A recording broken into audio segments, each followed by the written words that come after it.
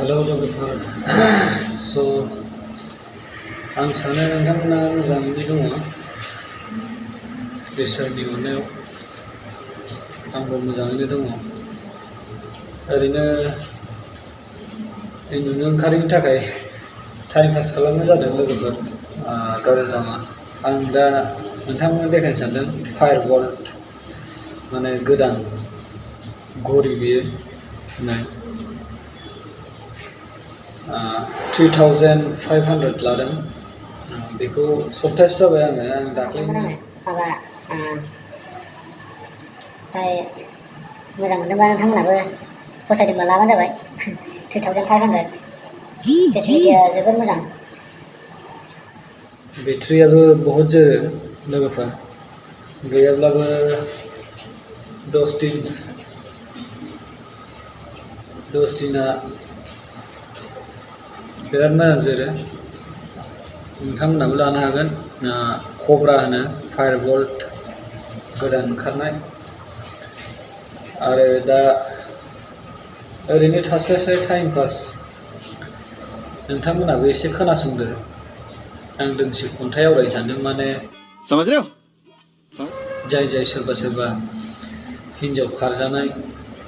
खारनाय बेफोरनि एसे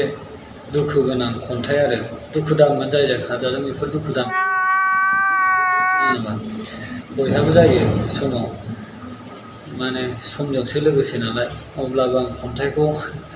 बानायनाय जादों नोंथांमोना मोजां मोनबा लाइक खालामदो गाज्रि मोनदोंबा डिसलाइक खालामदो बेफोरो नोंथांमोननि सायावसो नायग्राफोरनि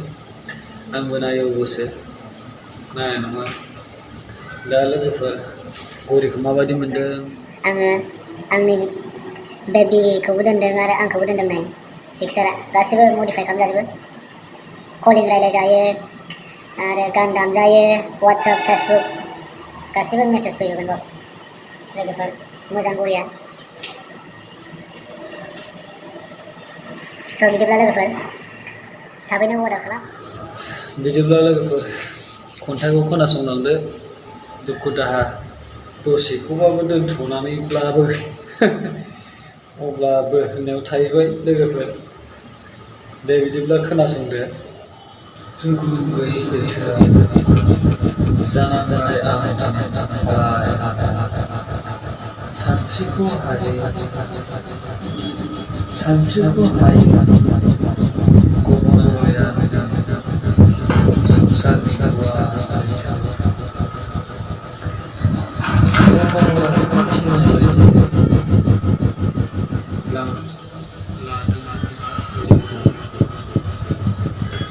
गब'नाया संसारनि